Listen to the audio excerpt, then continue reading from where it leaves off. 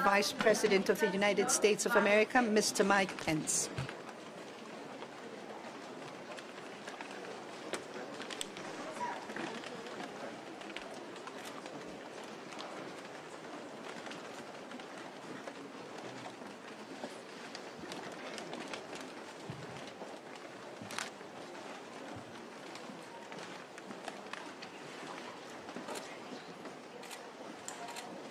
President Duque, President Varela, President Morales,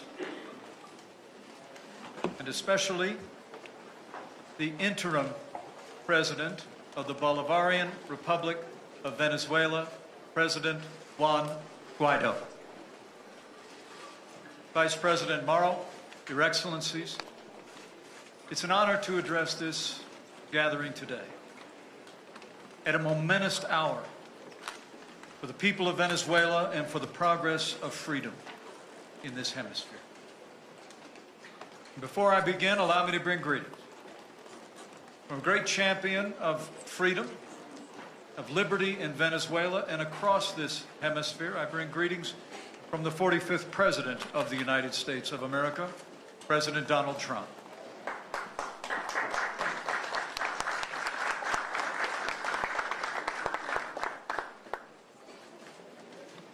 Just days ago, as the world watched, the tyrant in Caracas danced as his henchmen burned truckloads of food and medicine and murdered civilians. Saturday was a tragic day for the families of those who lost their lives. And we mourn with those who mourn. It was also a tragic day for the suffering people of Venezuela. But it was also just one more day in Venezuela's long and inevitable journey from tyranny to freedom. As President Trump said 1 week ago today, so I say to all of you, despite the brutality that the world witnessed this weekend, a new day is coming in Latin America, in Venezuela, and across the Western Hemisphere. Socialism is dying, and liberty, prosperity, and democracy are being reborn before our eyes. And President Guaido, President Donald Trump asked me to be here today to deliver a simple message to you and to the people of Venezuela. Estamos con ustedes. We are with you, 100%. We stand with you in America, along with all the nations gathered here today. And we will keep standing with you until democracy and your libertad are restored. As President Trump said, in his words, there will be no turning back. And the events of the last 2 days have only steeled our resolve. 2 years ago, leaders from 12 nations across the Western Hemisphere gathered in Peru and took a bold stand for freedom when they signed the Lima Declaration and created this group that now bears its name. The Lima Group has proudly led hemispheric efforts to call out the Maduro regime for its slide into dictatorship. And today, thanks in large part to the leadership represented here today, more than 50 nations have joined us in recognizing interim President Juan Guaido as the only legitimate president of Venezuela. You've heard the voices of Venezuelan patriots crying out for freedom. You've supported their courageous effort to face down the brutal dictatorship of Nicolas Maduro. And for that, to all those gathered here, I say you have the thanks and the greatest respect of the United States of America.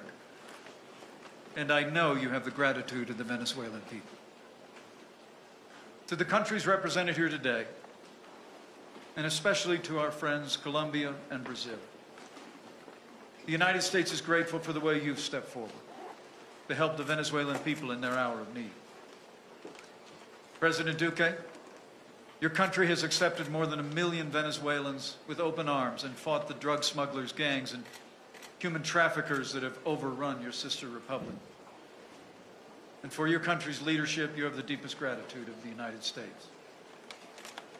And let me take this opportunity to say to all of those who would threaten our friend for taking a bold stand in defense of democracy in Venezuela, know this: Colombia is our strongest partner in the region, and any who would threaten her sovereignty or security would do well not to test the commitment to our ally or the resolve of the United States of America.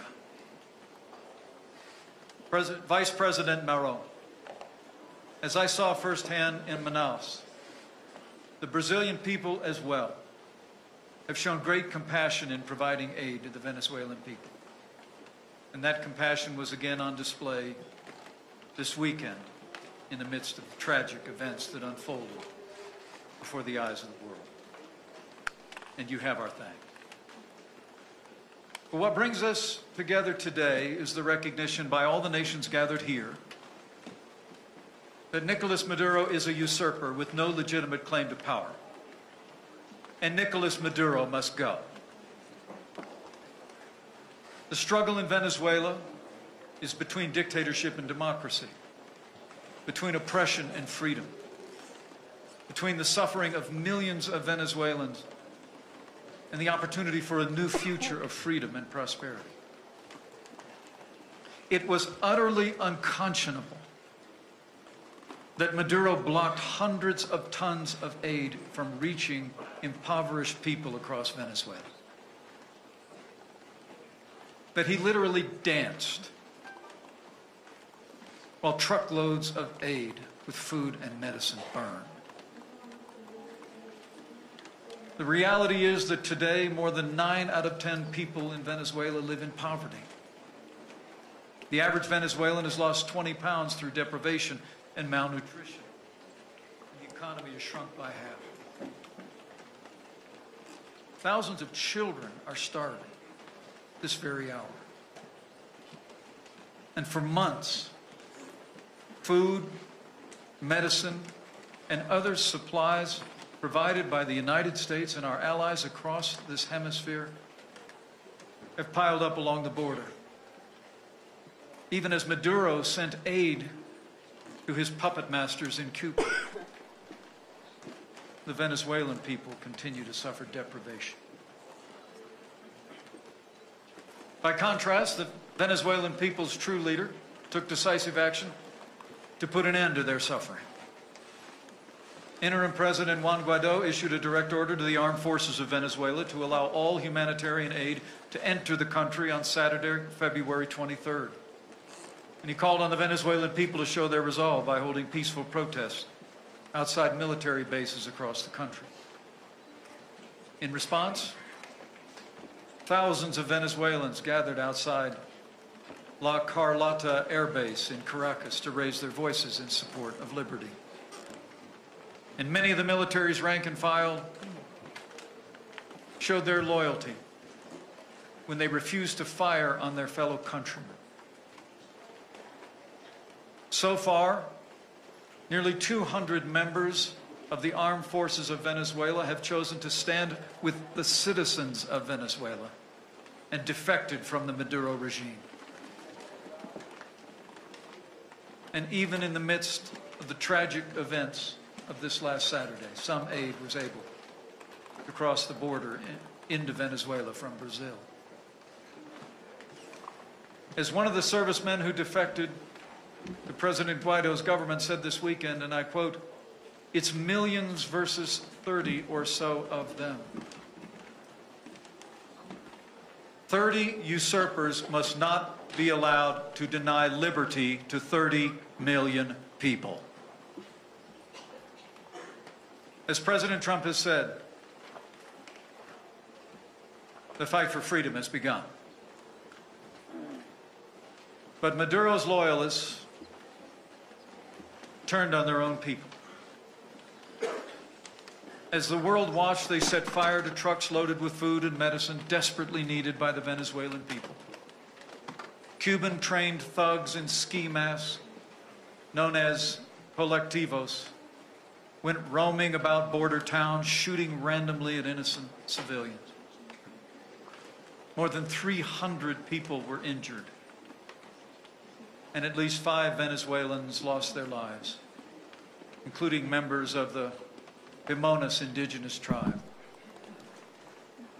What we've seen in the last 2 days wasn't a bold stroke by a triumphant leader. It was the desperate act of a tyrant clinging to power with violence and intimidation. Since day one of this administration, I'm pleased to report that the United States has recognized the threat that Nicolas Maduro posed to the Venezuelan people and to nations across the region, including ours. And our administration has taken decisive action to stand with the people of Venezuela as they seek to reclaim their freedom. The United States has imposed sanctions on more than 50 top officials, as well as on Venezuela's state-owned oil company, PDVSA, to stop Maduro's cronies from enriching themselves at the expense of the Venezuelan people. Speaking before the United Nations General Assembly in 2017 and in 2018, President Trump called on all nations to stand with us in condemning and isolating Maduro's dictatorship. And on January 23rd, when the Venezuelan people took to the streets to march for freedom and democracy, the United States was proud to be the first nation on earth to recognize Juan Guaido as the rightful president of Venezuela. It's been my honor to travel to Latin America 5 times on the president's behalf, strengthen the coalition of support for a free Venezuela, to strengthen the ties that bind freedom-loving people all across this hemisphere. And I'm proud to report that America's kept our promise to stand with the suffering people of Venezuela. We've stood with resolve and generosity, and so we will continue to stand. Under President Trump's leadership, the United States has provided more than $139 million in aid to the people of Venezuela already, the most of any nation on earth. Just in the last 2 weeks, we've sent 5 military transport aircraft with 400 tons of food and medicine to Colombia and Brazil. As President Duque and I discussed today, our efforts to date will not only continue, they will be increased. Despite Maduro's brutality, we will press on. As we speak, we're identifying new areas along the border where we can pre-position additional aid for the struggling people of Venezuela. Today, also, it's my privilege to announce that the United States will provide an additional $56 million to support our partners in the region as you come to the aid of the Venezuelan people, fleeing from the deprivation and oppression of the Maduro regime. In the days and weeks ahead, the United States will continue to deliver life-saving food for the hungry, medicine for the desperately ill, and shelter for those displaced by the brutality and deprivation of the regime. And while we stand with the Venezuelan people, we will also continue to stand up to all of those who would oppress them. Many of your countries, such as Panama, Canada, and Colombia, have frozen the assets of military officials still loyal to Maduro, and we commend their action. These are important steps, cutting off the regime from the millions that they've stolen from the Venezuelan people, and we urge other freedom-loving countries to do the same. But as we stand here today, for all of that we have done before, it's time to do more. Many of your countries have pledged to crack down on the regime's money laundering and other corrupt activities and to cut off the worst offenders from the financial system completely. As the people of Venezuela take to the streets to reclaim their liberty, it's time to make good on those promises.